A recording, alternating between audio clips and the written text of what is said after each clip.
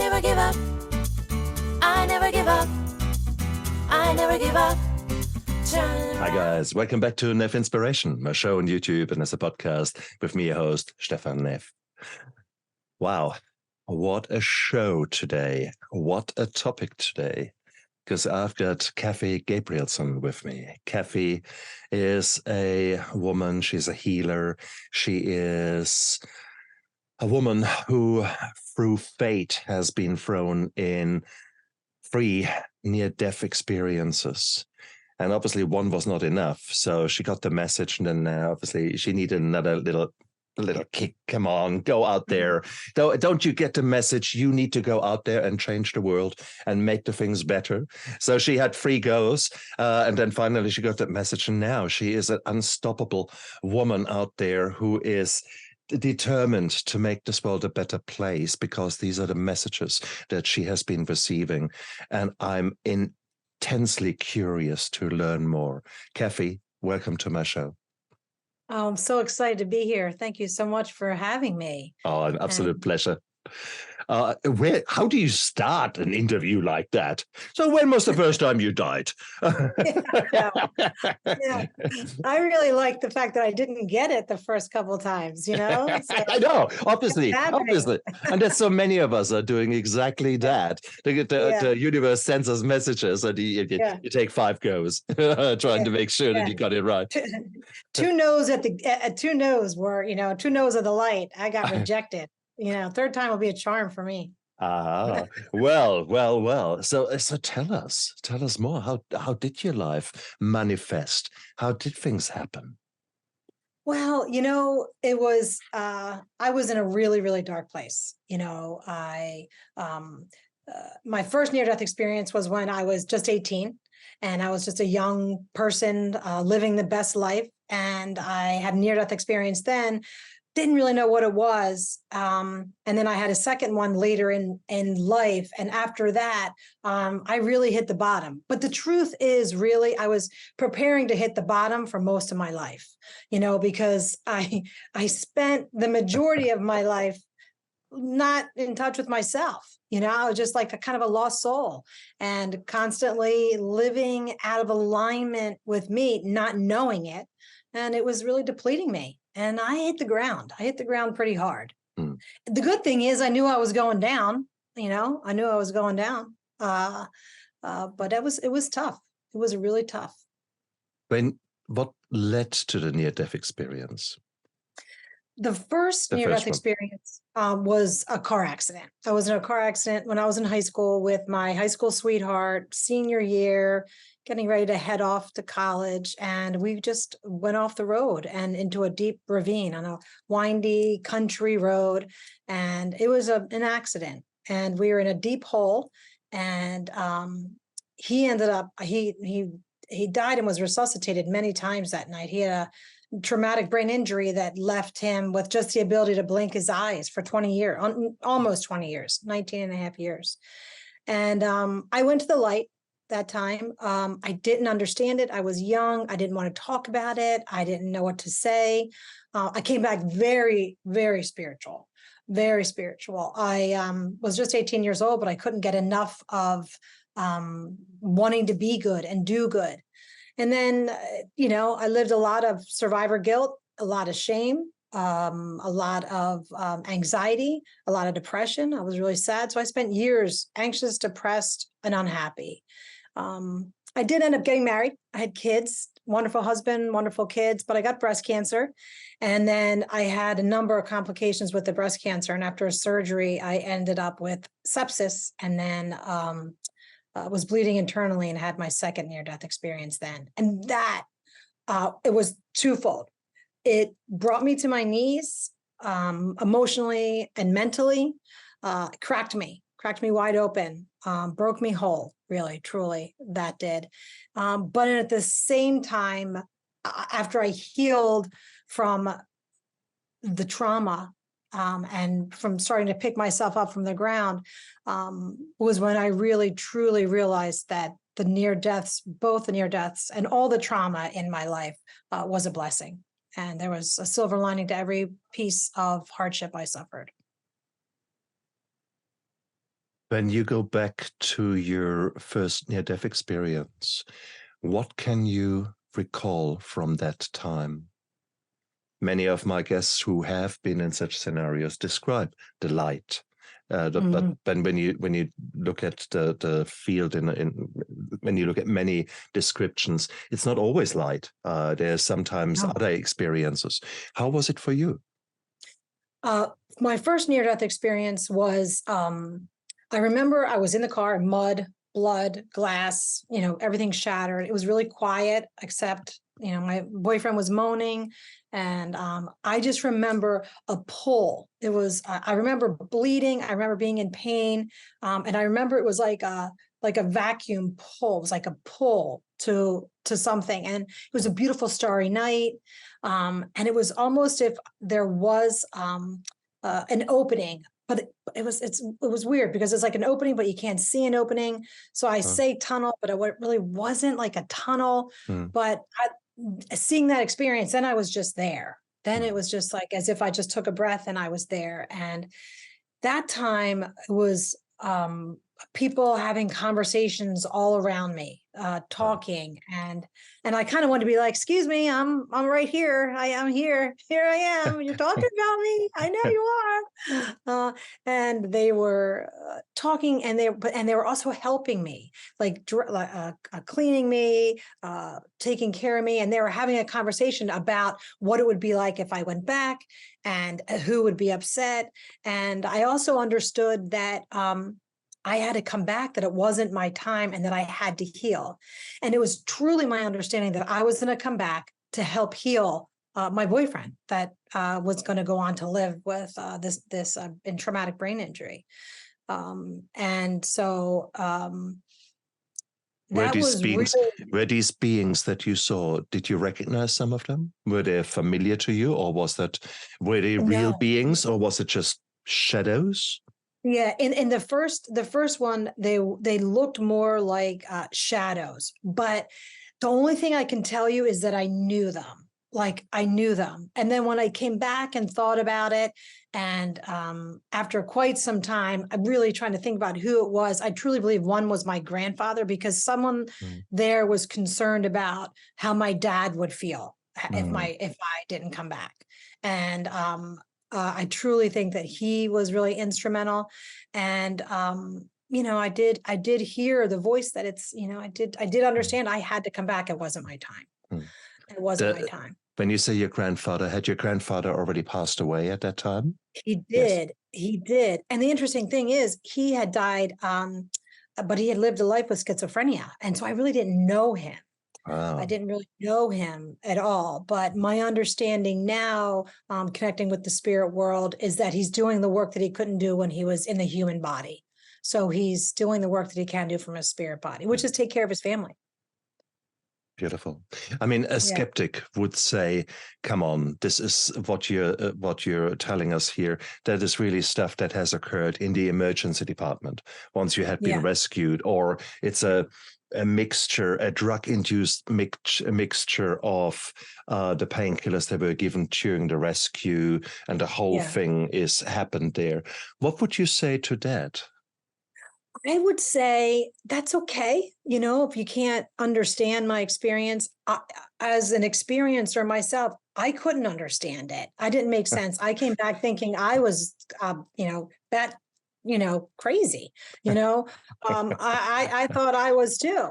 But one of the things that I have learned in this whole near-death experience community, and studying a little bit about it and working with IANTs, is that different people have their similar experiences, but they're different. And people will see, I saw who I saw that I could relate to. So people tend to see who they believe in, their form of God, or not God, or their form of spirit, whatever it is that's comfortable with you, that makes you feel safe and welcome.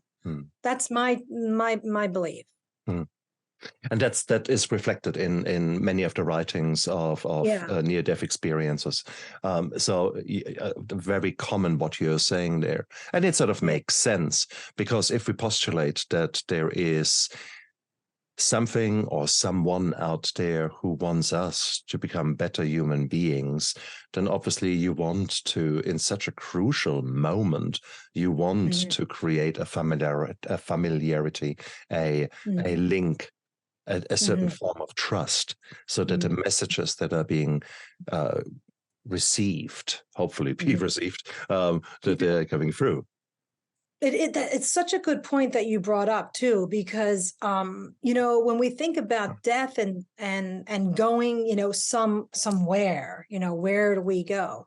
One of the greatest things I learned about nearly dying and transitioning to the other side, or being in that space, was that what the true the true paradise is finding your own self, is being within your own self, is the power that, the spirit of ourself, the spirit of me, the spirit of you, that's what lives, So I could spend all the time I want kneeling on a kneeler, no offense to my mom, and I will, or dad, I apologize everybody, but it's true.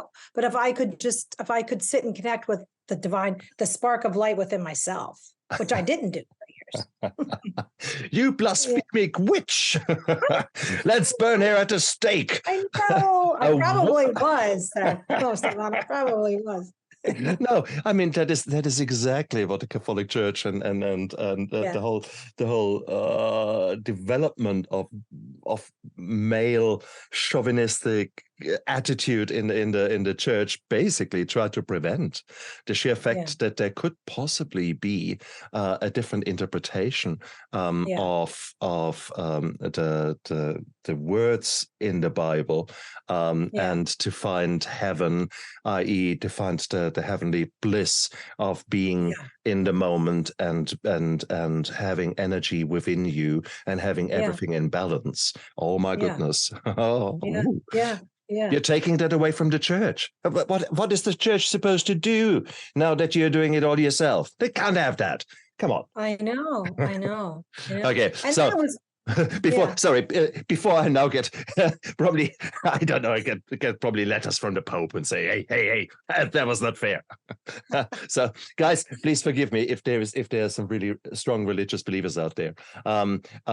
If by the end of this interview, if I have not all of you offended, then I do apologize. That is because we're going to go around, we're going to use Allah, we're going to do Krishna and every other religion as well, because there is more to this interview than just one little pigeonhole of, let's say, one religion or one whatever mental construct.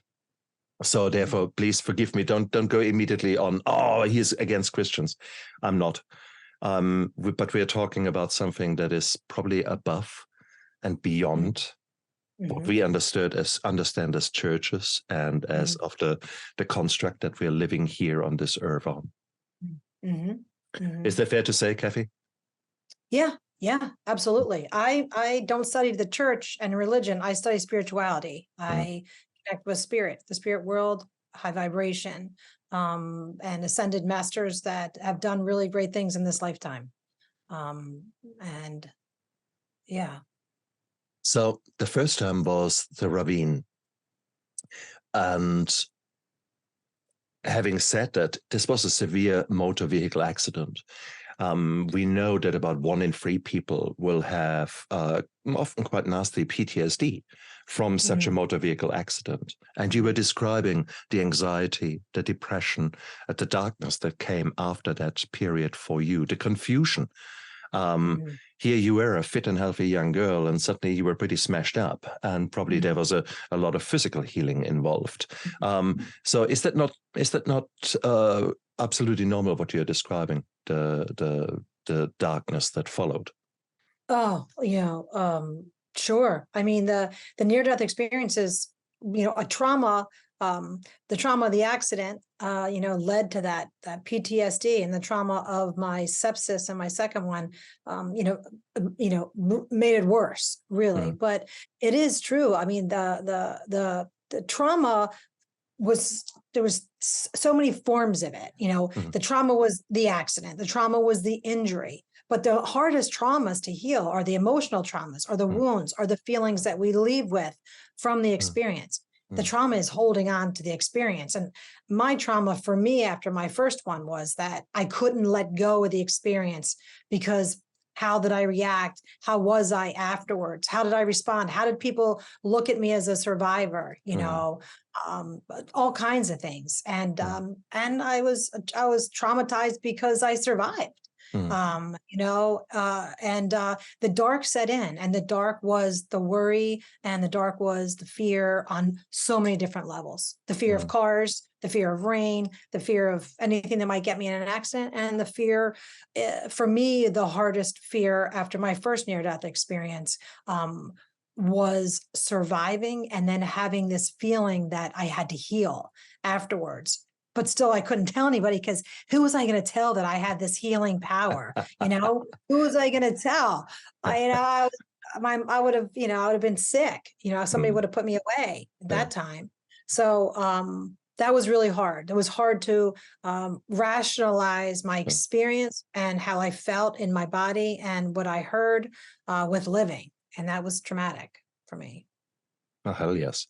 And this would have been at times before the internet. You don't have easy access to such a thing like healing, etc. And the understanding. I mean, where did you live in the United States? I lived right outside Philadelphia, kind of a couple hours from New York City. Okay, so it was not definitely deep Bible Belt, and you automatically being crucified for any kind of heretic thoughts. Yeah. But it was like I said earlier, I lived a lifetime of really preparing for myself for the breakup, and that was, the emotions that I had, the self-blame, the shame, all that kind of stuff. And it was there before the accident, and it just got empowered after the accident, The way you're speaking, can I assume that there were a number of adverse childhood experiences that led to maybe drug use and alcohol use? Was that part of your story?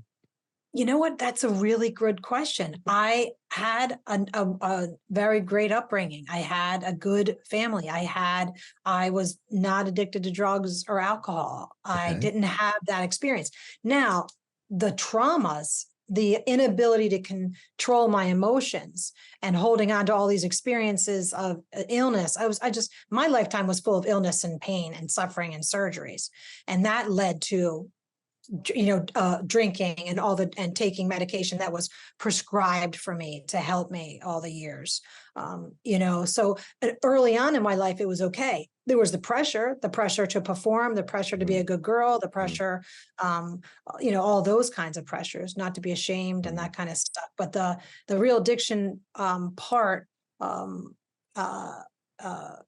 came, when I just couldn't manage myself anymore. Interesting. No place, Interesting. Okay.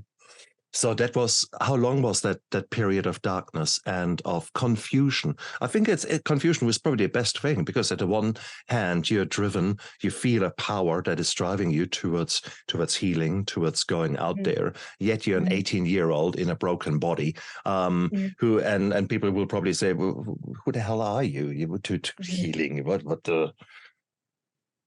Oh yeah. I mean, that was the hardest part, who am I to think I can actually even do this, and what is it even that, I think that I'm able to do this whole healing thing.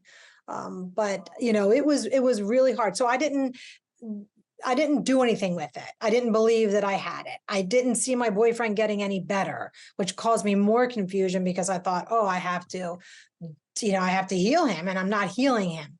In retrospect, I did heal him as best I could. I was present in the room with him just about every day, and I was bringing him compassion, and I was bringing him love, and I was holding space for him. But when, as I went on after my accident and he wasn't healing, and I was feeling more horrible about myself, I went into a really dark night, and,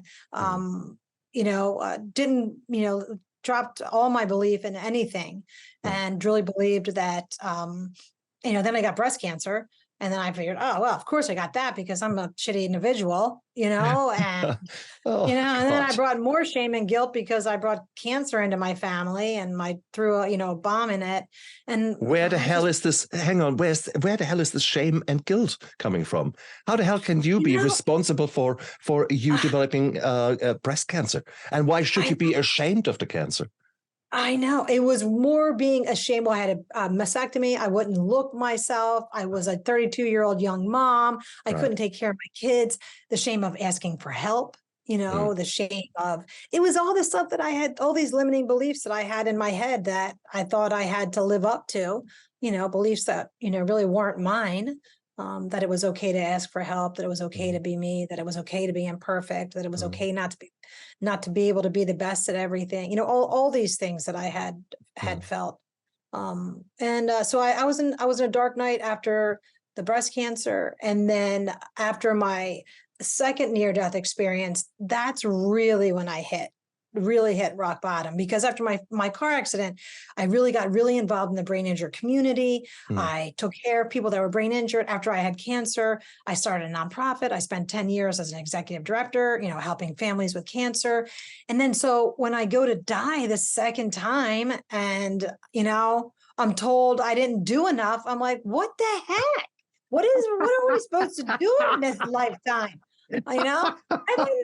What else do you have to do here? Well, okay. Now, stop. Were you actually told that? Tell us about now this experience the second time around.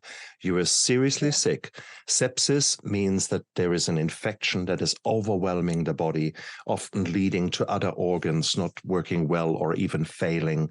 And it has huge amounts of it's a very, very it's a very good possibility that you don't live through it. Okay, so sepsis can easily kill you.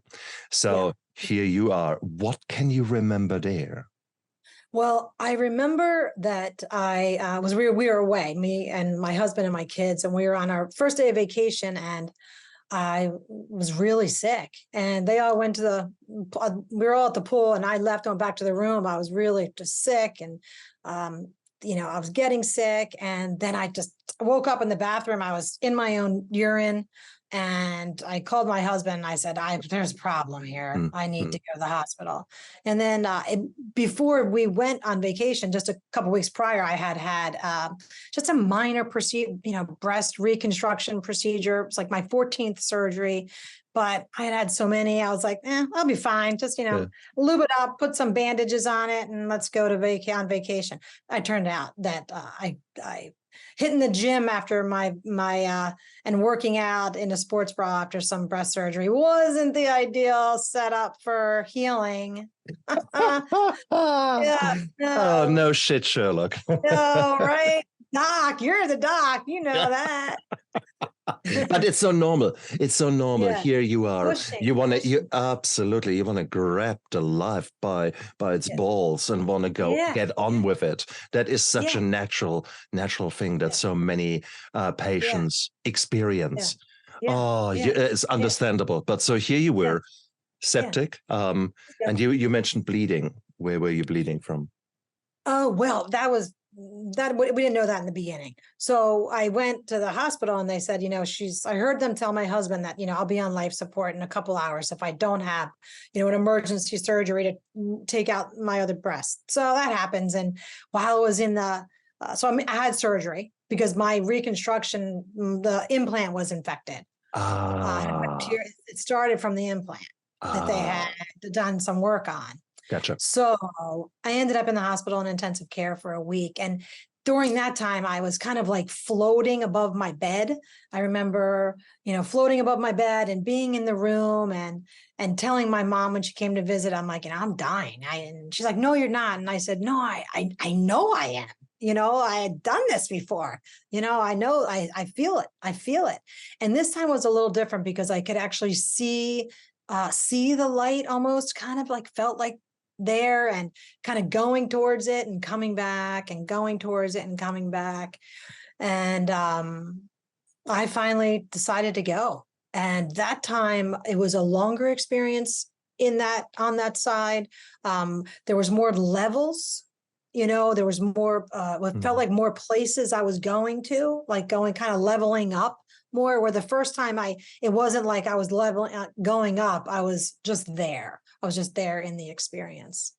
And that was really profound. But I walked into that light thinking I was home. I was like, here I am. I felt like, I knew people. It was like, I kind of felt like I was hearing, they were happy to see me. I was happy to see them. And here I'm back, and I did all this work, and, and then I saw who I know is the master healer. And what I do know from my experience and talking to people about near-death experiences is that lots of times people see their version of a God or a divine being or a spirit or whoever it is. And I saw my version, and I saw Jesus, and he said, it's not your time. You have more work to do. You've got to go back.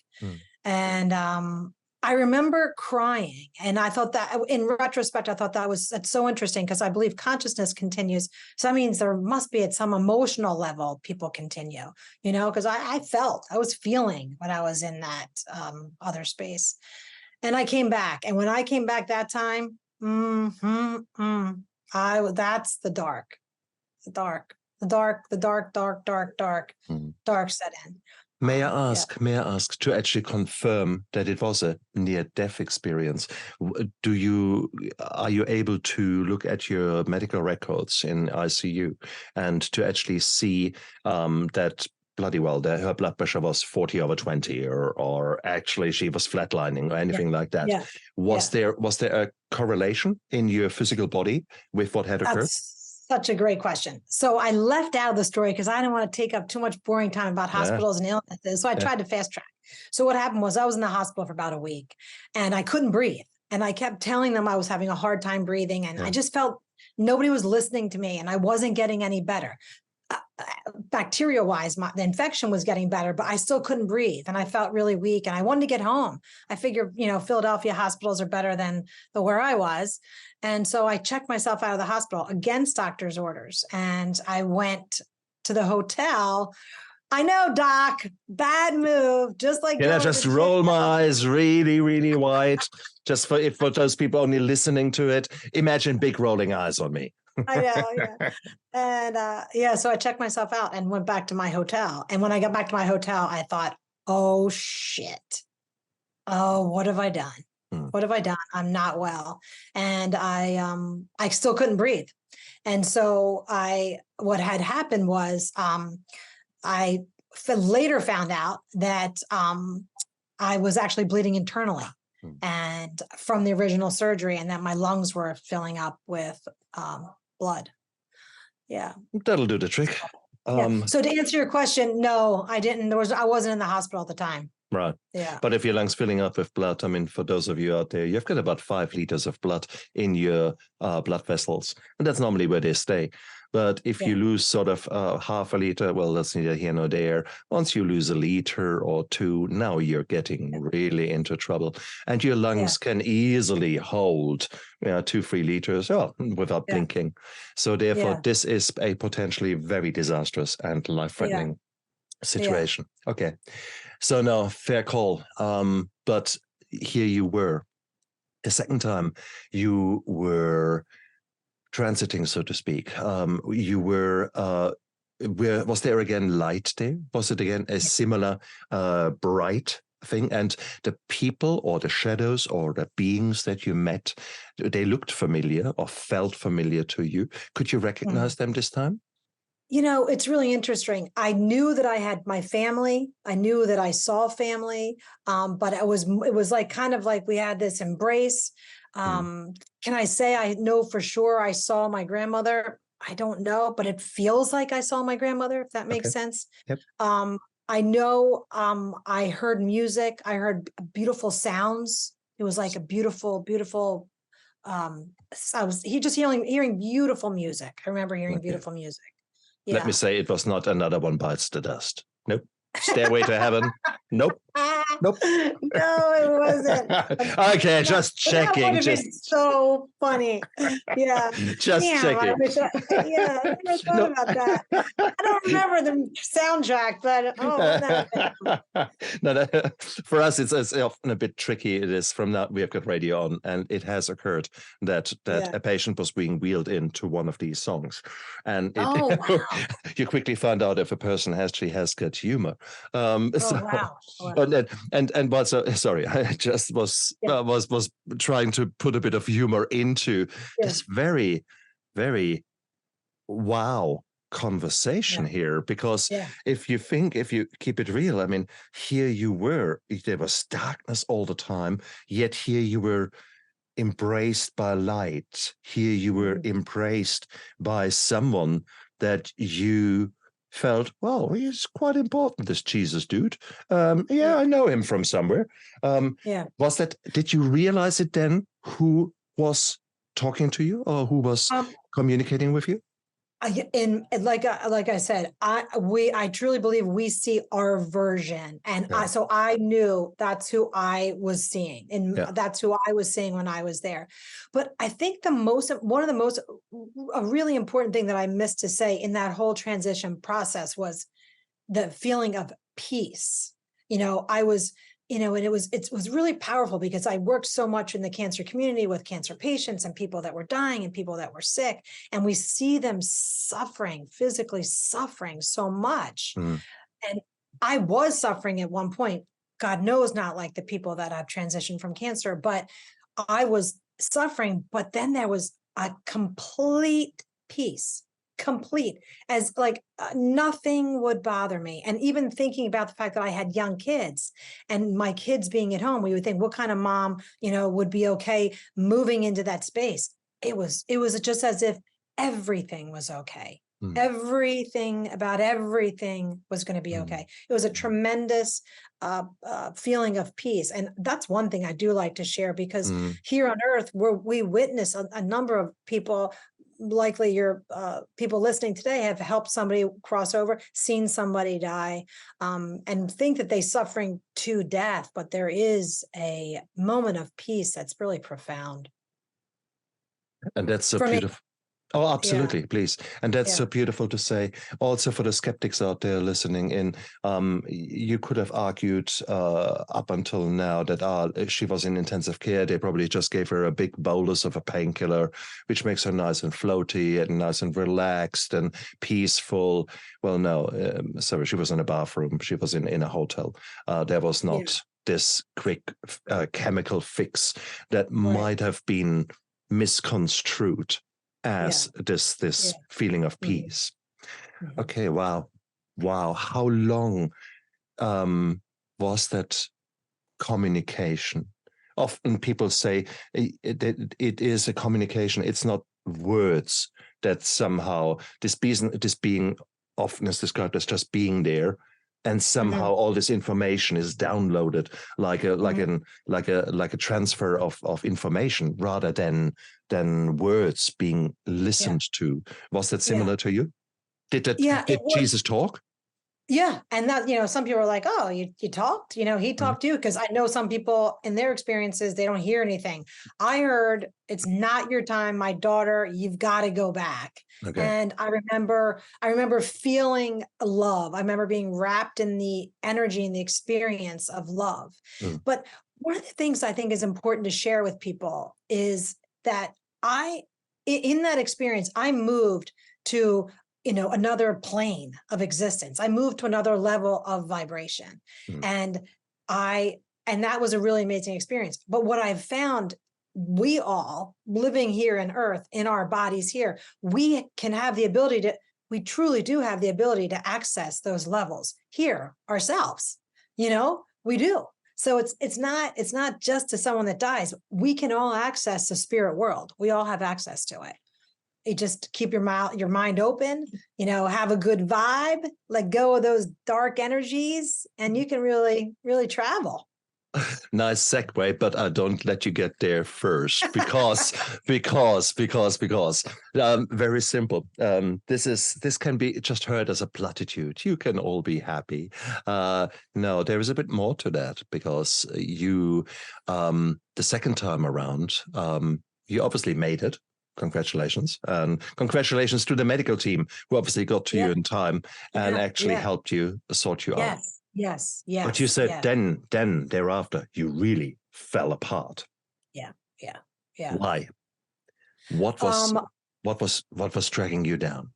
It was my thing. You know, we all have our things. Like, what is it that we feel about ourselves, or what gets in our way? The thing that would get in my way all through my life was feeling shame, feeling like I was letting people down, feeling I wasn't good enough. You know, I wasn't doing a good enough job. And that kind of stuff just got in my way.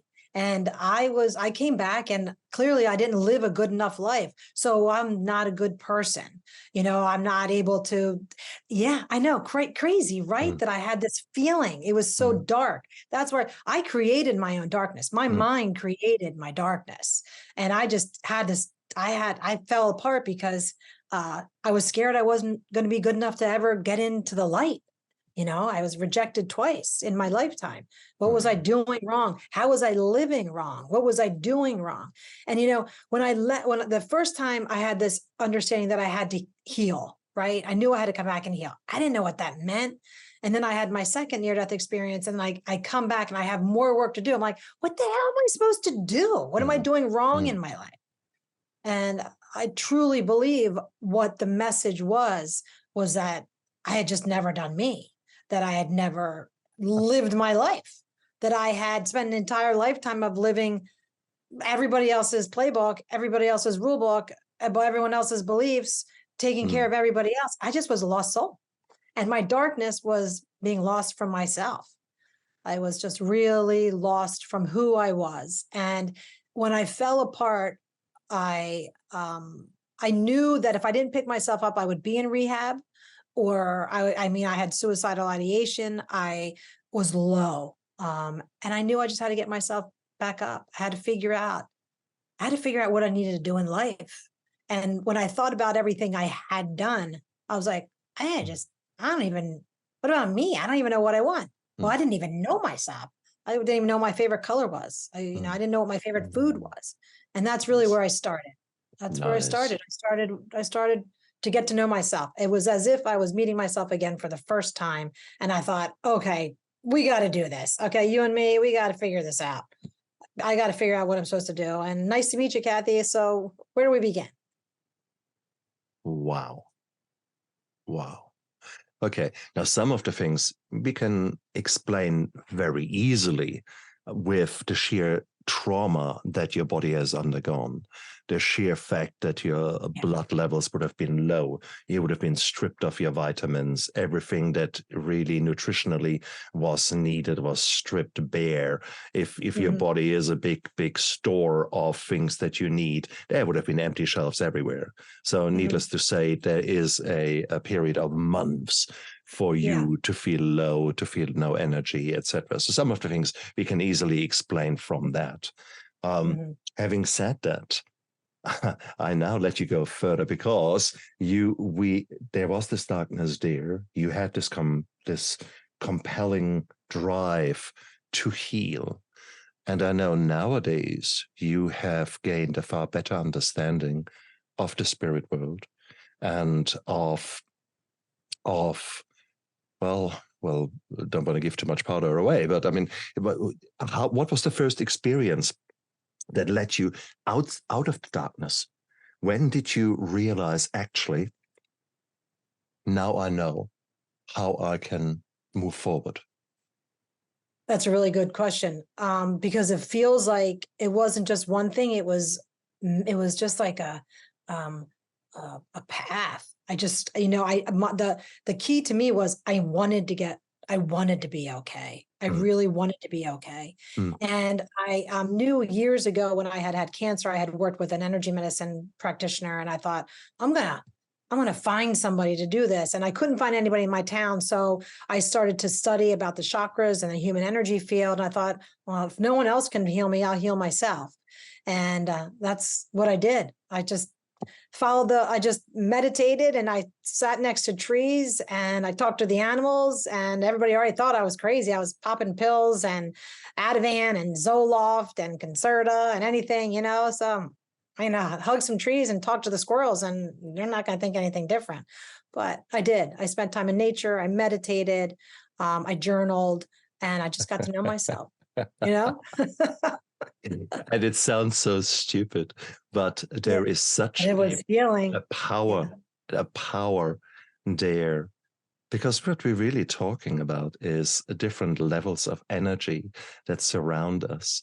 There is certain energy that we can see, the light, or energy that we can hear, a sound.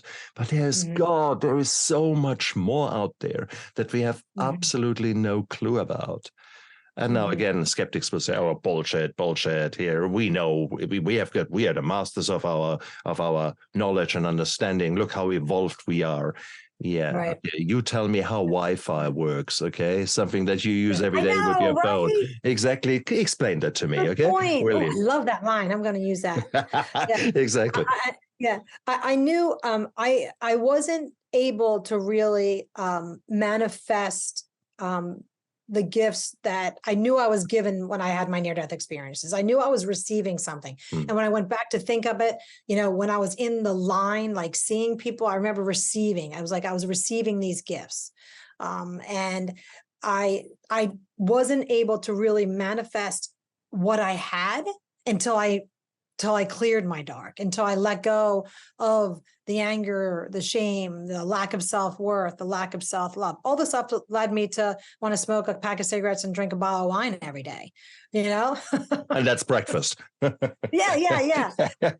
But and it was after I really cleared my space, cleared my inner dark, my own dark, that I could really sense the power of spirit moving through me to do healing work. I had to really heal myself. I couldn't help other people. I couldn't do the work until I really, truly healed my own darkness, my own demons. Beautiful. Yeah. Beautiful. Having said that, the spirit world did not just stop there with the 2 near-death experiences. I know you have learned to clear your mind, be present, be open, and as such, you have become a channel. For those of you out there who have no clue what I'm talking about, how would you explain being a channel? Well, have you ever seen the movie Ghost? Yes, Patrick Swayze. Yes. And Whoopi Goldberg. I'm like, if people say, what is it like? I'm like, go watch Ghost. That's Whoopi right, Goldberg, exactly. great job at channeling. But channeling is, I created, and I didn't realize all this was happening until it happened. It's not like I said, I'm going to be a channel and this is how I'm going to be a channel.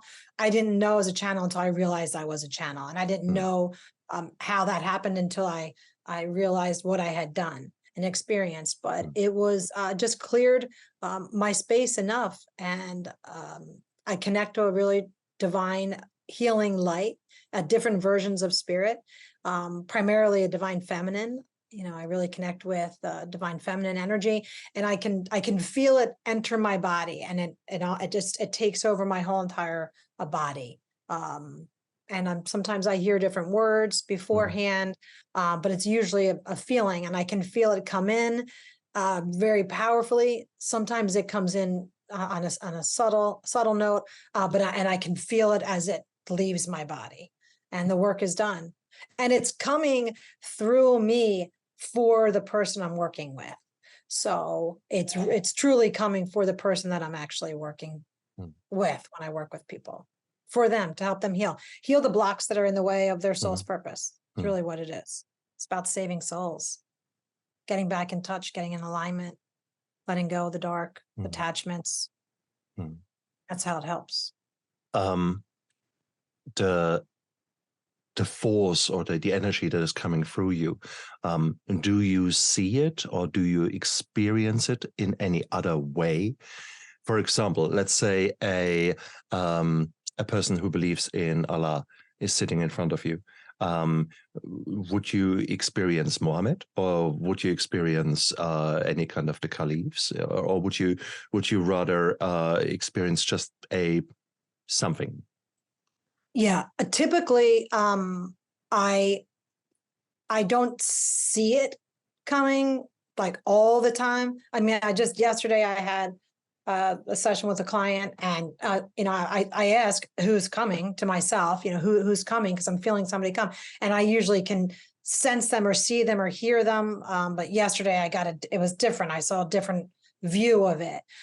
Lots of times I can see yours. So if I have my own guides that I work with, but if I'm working with you and I'll see one of your high vibe spirit connections in your field, and then they'll work with me too. So it's about you and my clients, or your highest interest, your sole purpose, what your higher self is interested in, what's meant for you. So who will come to me to help other people, or it's who's come to help them heal. Sometime, one time I was like, oh, but this is a really big, this is a really big guy, Buddha, I mean, it depends. It really depends. A lot of it depends on the person I'm speaking with. Yeah. Okay. That makes sense. It doesn't make sense, actually. No, it doesn't make sense. Well, it kind of does. It kind of does. It's just for you, it is, you're being used as a tool for energy to convey a message, or for spirits to convey a message. So therefore, how much are you privy as a tool to actually see that message, so to speak? Yeah. Well, that's a really good thing, because sometimes I don't hear some things. And I truly believe when I'm not hearing something, it's between spirit and you or the client. It's like, I'm not supposed to know. Well, lots of times I'll hear what's going to happen before it comes in. I'll see a big circle around somebody's heart, and I'll know that there's going to be a grief, or they need to forgive themselves or forgive other people. There's a major block on their heart, or something that's causing them heartache or heart pain. So I usually can see what they're going to do and how they're going to heal. Okay. And sometimes I just don't understand. I just don't understand. But that leads me to another question. I mean, are there times that you literally black out, that you do not know what you're saying, what you're conveying? That's a really good question too. Not blacking out, but you go to a different level, because I have to increase my vibration. And I was talking earlier about how you can go to a different level. So I'm actually meeting somebody. I'm raising my vibration. So it's almost like I'm in a trance or in a meditative state. And interestingly enough, I can talk, I can say things. If I don't write it down right away, I won't remember what happened in the session. Nice. But if I there could be some things I remember, but I won't remember. I just won't remember everything. But I do if it's something that was really oh my gosh, wow, that was freaking amazing, then I'll write it down. And with each experience, I'm learning something new, and I'm seeing new things. And it has been really helpful for a lot of people that have been addicted to drugs, and because lots of times they need some help. People need help. They need help to clear their field. They need some help.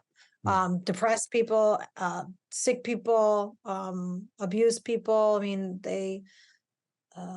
sometimes they just really need help. And I can, and some people can see their energy field and see what the block is, see what the attachment is, see what the dark energy is. Yeah. Let's say I was a really religious person who is strongly believing in Christianity, and who is listening to you now, and I say, wow, that's the devil talking through you. Yeah. That's the devil talking. These are negative things that you are saying. You are just dressing them up. It's demons talking. Yeah. What would you say to such a person? I would say that's okay that you're entitled to feel that way. But I have seen with my own eyes and I've heard with my own ears.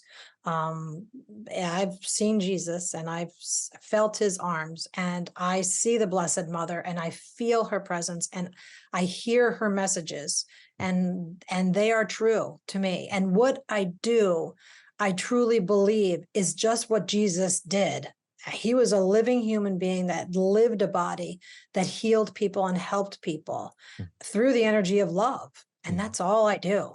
And that's all I do. And if that's wrong, that's okay. But, you know, I've learned that judging myself and judging other people is one of those things that's going to keep me out of the light. And so I respect other people, and if they don't agree with me, that's really okay. But I can also say I've been there.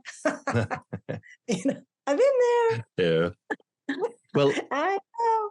there is, at the moment, it all sounds too fluffy and too goody-goody two-shoes.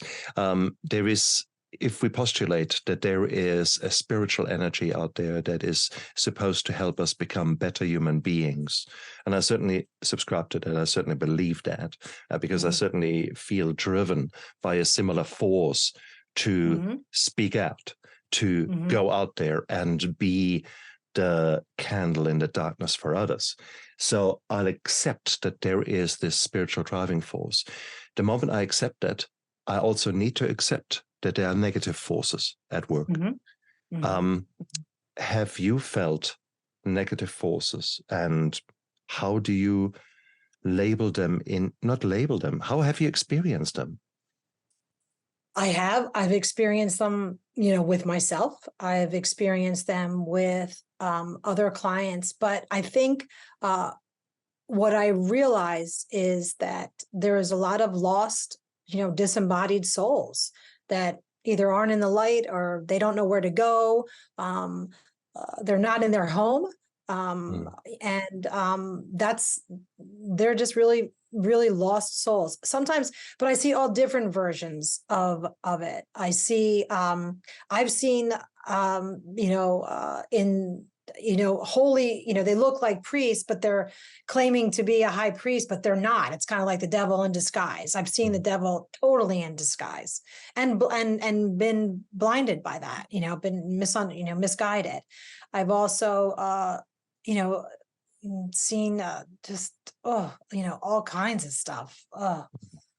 Demons, reptiles.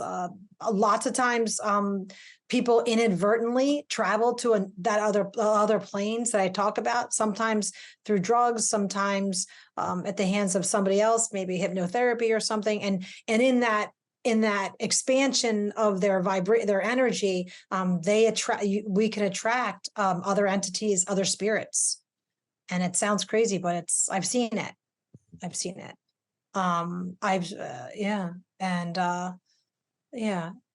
seen past life darkness attached to people, all kinds of stuff, but it's there. And, I always, it's scary, but really not, because when I started energy healing work, I was really intimidated and scared. I will be honest. When I first started to see dark energy, I thought, oh my God, it was going to come after me. But I'm not scared of the dark anymore, because I truly believe that all beings, all entities, everything, that all matter eventually wants the light. It does. The dark wants the light, wants to become the light, wants to attract itself to the light. I don't know if I really answered any of that question. No, you did. You did. Okay. Because it is such a difficult thing to talk about, the sheer fact that you feel that you trust me enough to actually answer that. For that, I'm very, very grateful. This is not easy to talk about, and these are very complex things that we not even have. We don't even scratch the surface. We are just even looking at the surface. Damn it.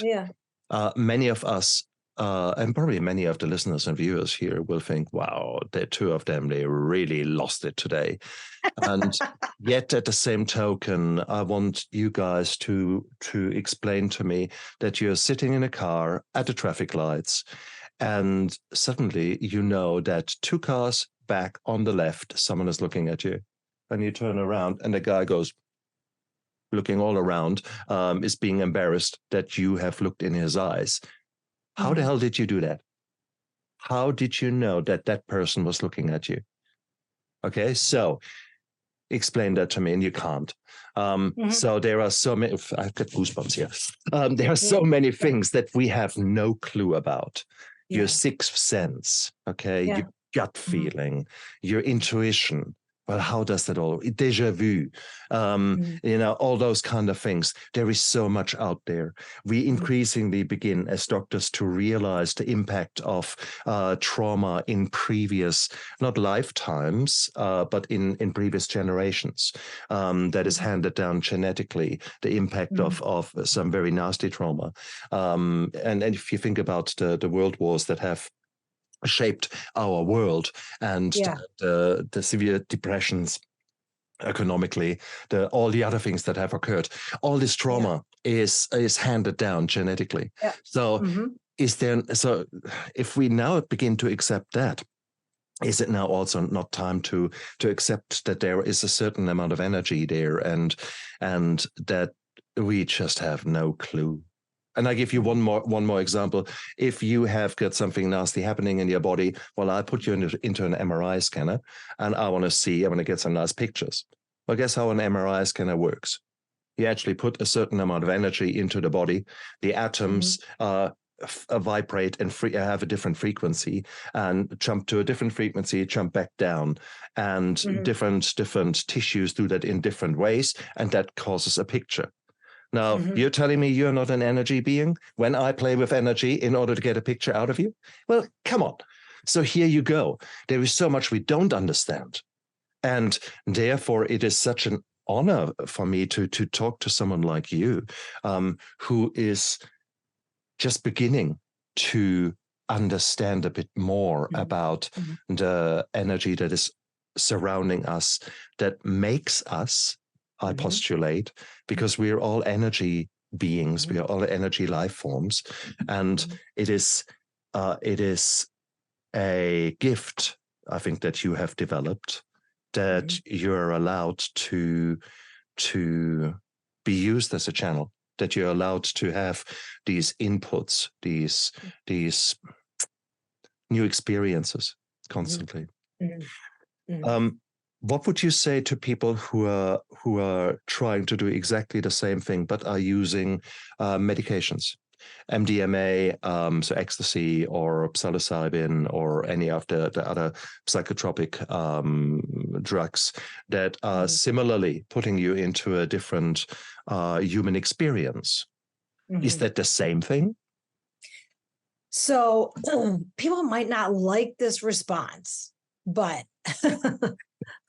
I found my connection and was able to increase my vibration and connect with the spirit world at a natural state, beginning in meditation and raising my vibration to connect at that level. It's true and it's authentic. It's an authentic, real experience. It's not a psychedelic experience. And so that's the difference. I think that I'm setting my intention to, I'm meditating, however I'm experiencing it, and creating this connection with spirit, a relationship with the spirit world. I'm just not going on a joyride and to check things out. This is like, I'm this spirit. It really is about relationships. I've developed relationships with the spirit world, but what happens is, spirit lives on. We don't die. Spirit lives. And so when you take these types of things to try to get to that place and that experience, you're entering a realm, a very dangerous realm of spirit beings. And I have personally firsthand in my office with young kids and teenagers and adults that have blown open their energy field, like blown it, like kind of exploded with it, with some type of drug or medication. And it's almost like creates a tear and an opening in their field. And with that opening, the damage, dark entities and things can get in. And people have become quite ill, having now an attachment of some sort from something a spirit that they met during what they thought was going to be an amazing experience, and it's become really dark. So I just say that, there's no easy path. Like, there's no easy way, there's no fast pass unless you're in Disney World, Are you sure there's not an app that I can download? Come on. No, you just got to do the work, meditate for God's sakes, I hear you, girl. Now my whole body's tingling on that. Yeah, meditate. Kathy, you're an amazing woman. I think we could talk for hours. You're an amazing man. Thank you. No, this is a gift that you've got, and I immediately want to organize another interview in a year's time, because all the amount of extra insights that you will have gathered throughout the next year, the next 2 years, 5 years, can only make you a better version of yourself. And I think Absolutely. this is the wonderful journey that is waiting for you. So it is beautiful, and I loved every second of our interview. Kathy, if people want to know more about you, where can they find you? Best way is just they can reach me by my website, cathygabrielsen.com. They can find me on Instagram at Cathy Gabrielsen. That's my name. Or Cathy Gabrielsen on Facebook. But please reach out. I love to help people. I just love to help people. That's my mission. My mission is to help the souls, help all souls that come my way. Guys, look down there into the description of the YouTube video and of the podcast, because everything is there for you. Just, what have you got to lose? And if you are wondering what should you give maybe your family or yourself for Christmas, you have written a book too, haven't you? Yes, I have. Dying to Live, Surviving Near-Death. It's a self-help book. It's a self-help book, self-help memoir. Yeah. Beautiful. Thank you. Links down there. And guys, what have you got to lose? That's all I can say. Kathy, thank you so much for being a guest on my show. And you guys, so fun. Absolutely. And you guys out there, live with passion. Look after yourself. Bye. Thank you. I never give up. I never give up.